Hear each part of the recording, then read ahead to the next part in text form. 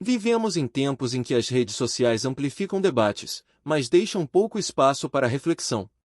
A teoria de gênero surge como um tema que divide opiniões, sendo vista por muitos como progresso e por outros como um desvio do plano de Deus. A Igreja Católica, como defensora da verdade divina, levanta uma pergunta fundamental: até que ponto a desconstrução de conceitos tradicionais nos aproxima ou nos afasta da identidade humana? Afinal, será que tudo que reluz como modernidade é, de fato, ouro? A identidade de gênero, tão debatida atualmente, toca diretamente em questões de fé, moral e ciência. Não é à toa que há tanto ruído em torno disso. Em um lado do debate, há aqueles que clamam por liberdade total, do outro, há os que defendem as bases da doutrina católica. No meio disso, milhões de pessoas buscam respostas em meio à polarização digital, sem saber em quem ou no que confiar. O espectador, que busca compreender melhor esse tema, pode se perguntar: por que a Igreja Católica não se adapta aos novos tempos? Não se trata de inflexibilidade, mas de um compromisso profundo com o Evangelho e o plano de Deus para a humanidade. Imagine um alicerce sólido. Sem ele, a construção pode até parecer atraente, mas ruirá ao primeiro vento. E aí, vem a questão crucial: o que está por trás dessa luta entre tradição e modernidade? Existe uma verdade única que precisamos defender, ou o debate social será sempre uma batalha de narrativas? Não saia daqui, porque estamos apenas começando essa conversa transformadora. O que é a teoria de gênero? A teoria de gênero, ainda que complexa, busca desconstruir as concepções tradicionais de masculino e feminino, defendendo que gênero é uma construção social, e não algo inerente ao ser humano. Essa ideia, amplamente disseminada em universidades e movimentos sociais, tem gerado discussões acaloradas, especialmente porque desafia conceitos milenares. Afinal, se tudo é fluido, onde está a estabilidade que guia nossas vidas? Para alguns, essa teoria representa a liberdade, um convite para romper amarras que sufocam a identidade de gênero. Para outros, é uma afronta à verdade divina e ao plano de Deus, que criou homem e mulher com igual dignidade, mas também com diferenças complementares. Como a Igreja Católica vê isso? É importante entender o ponto de partida antes de entrar no mérito do debate. Quando pensamos em identidade de gênero como algo maleável, entramos num território nebuloso. Imagine uma criança sendo incentivada a questionar sua biologia antes de compreender seu próprio mundo interno. É nesse cenário que o debate social se intensifica, trazendo desafios para pais, educadores e líderes religiosos. Como conciliar liberdade de escolha e a proteção da verdade que nos fundamenta? Esse é só o começo de um entendimento mais profundo. Precisamos ir além da superficialidade para entender como a doutrina católica aborda essa questão e como isso pode impactar a sociedade. Vamos em frente, porque ainda há muito o que explorar. A visão da Igreja Católica, um chamado à verdade. A Igreja Católica, alicerçada no Evangelho, acredita que a verdade não é relativa, mas sim absoluta e revelada por Deus. Nesse contexto, a identidade de gênero não pode ser entendida como algo desconectado do plano divino. A doutrina católica ensina que homem e mulher são criados à imagem e semelhança de Deus, com um propósito único e complementar. Essa visão, porém, é frequentemente mal compreendida ou deliberadamente distorcida. Um exemplo prático é o Catecismo da Igreja, que afirma que a dignidade da pessoa humana está profundamente enraizada em sua criação como homem ou mulher. Não se trata de limitar a liberdade individual, mas de proteger uma verdade divina que transcende o tempo e as modas culturais. Como explicar isso a um mundo que prefere construir suas próprias verdades? É aí que reside o desafio. Essa visão é, acima de tudo, um chamado à responsabilidade. Imagine um barco navegando sem bússola, ele pode até seguir por um tempo, mas em algum momento, perderá o rumo. Assim é a humanidade quando abandona a verdade divina em busca de interpretações subjetivas e efêmeras. O que a Igreja propõe é um retorno ao essencial, ao que nos conecta ao Criador. Mas como essa mensagem pode alcançar corações em um mundo tão polarizado? Esse é o ponto em que precisamos refletir sobre como levar esse chamado à verdade de forma que toque vidas, sem afastar aqueles que mais precisam dela. Por que a Igreja se opõe à teoria de gênero? A oposição da Igreja Católica à teoria de gênero não é um grito de intolerância, mas um alerta amoroso sobre os riscos de se afastar da ordem natural. A doutrina católica ensina que as diferenças entre os sexos não são meros detalhes biológicos, mas parte de um plano divino que reflete a harmonia da criação. Quando essas diferenças são negadas, a própria base da família e da sociedade começa a ser questionada. Um exemplo disso é o impacto no casamento. A visão católica do matrimônio como união entre homem e mulher, destinada à procriação e ao cuidado mútuo, está intimamente ligada ao reconhecimento das diferenças sexuais. Alterar essa compreensão pode desestabilizar o núcleo familiar, que é o alicerce de qualquer sociedade saudável. Além disso, a teoria de gênero promove uma ideia de liberdade que, na prática, pode gerar confusão, especialmente entre os mais jovens. Imagine um adolescente sendo incentivado a redefinir sua identidade de gênero em um momento de tantas mudanças internas. O papel da Igreja é oferecer um norte seguro, baseado na verdade divina e no amor incondicional de Deus. Essa oposição, porém, não significa rejeitar ou excluir. Pelo contrário, é um convite à inclusão cristã, que busca acolher cada pessoa em sua dignidade, sem abrir mão daquilo que é verdadeiro. E como isso se traduz no dia a dia?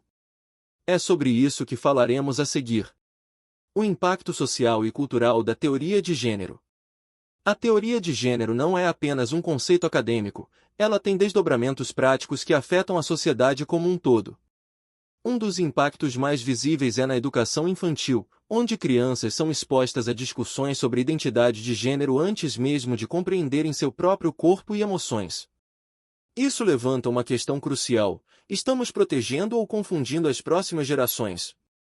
Outro efeito significativo é a desconstrução de instituições tradicionais, como o casamento e a família. A Igreja Católica vê essas mudanças como uma ameaça ao plano de Deus para a humanidade, pois elas distorcem a beleza da complementaridade entre homem e mulher. Quando a ordem natural é desrespeitada, as consequências podem ser sentidas em todos os níveis da sociedade.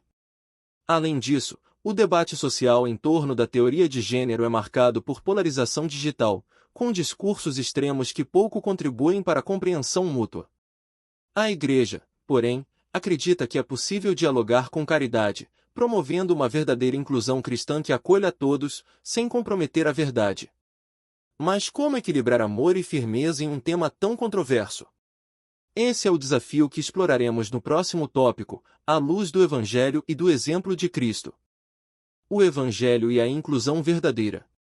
O Evangelho nos ensina a amar a todos, independentemente de suas escolhas ou condições. Contudo, amar não significa compactuar com aquilo que se afasta da verdade divina. A Igreja Católica defende uma inclusão verdadeira, que respeita a dignidade de cada pessoa, mas também aponta para o plano de Deus. Essa postura pode ser desafiadora em tempos de polarização, mas é uma expressão autêntica do amor cristão. Um exemplo prático está no trabalho pastoral da Igreja, que acolhe pessoas em situações difíceis, como dependentes químicos ou aqueles que enfrentam conflitos sobre sua identidade de gênero. Nesses momentos, a Igreja não aponta o dedo, mas abre os braços, oferecendo cura espiritual e emocional. Isso é inclusão cristã na sua essência. Ao mesmo tempo, o Evangelho nos chama à conversão. Isso significa reconhecer que a verdade divina é imutável e que o amor a Deus exige uma resposta sincera à sua vontade. A Igreja, ao pregar essa mensagem, não busca excluir, mas guiar cada pessoa para uma vida plena. Mas como levar essa mensagem ao mundo moderno, sem parecer retrógrado ou intolerante? O próximo passo é entender como a polarização digital tem afetado esse debate tão essencial. O desafio da polarização digital. Vivemos em uma era onde a comunicação é instantânea, mas nem sempre profunda. A polarização digital transformou plataformas que poderiam promover o debate em campos de batalha. A teoria de gênero é um exemplo claro disso. Enquanto uns defendem suas ideias com fervor, outros reagem com ataques, deixando pouco espaço para a reflexão verdadeira. A Igreja Católica tem um papel crucial nesse cenário. Como portadora do Evangelho, ela é chamada a ser uma voz de serenidade em meio ao caos. Isso não significa ceder às pressões, mas sim oferecer um discurso equilibrado e cheio de esperança. Afinal, Cristo pregava a verdade, mas sempre com amor e paciência. Exemplo disso está nas redes sociais de algumas dioceses, que têm usado a internet para esclarecer temas polêmicos de forma respeitosa e acessível. Você já parou para pensar em como pode também ser uma voz de paz em meio à polarização digital? Talvez compartilhar uma mensagem edificante seja o primeiro passo. O próximo desafio é compreender como transformar esse ambiente hostil em um terreno fértil para a evangelização. Vamos explorar isso mais adiante. Oportunidades no ambiente digital. Apesar das dificuldades, o ambiente digital oferece oportunidades incríveis para a pregação do Evangelho. A Igreja Católica tem a chance de levar sua mensagem de verdade divina a pessoas que talvez nunca entrassem em uma igreja física.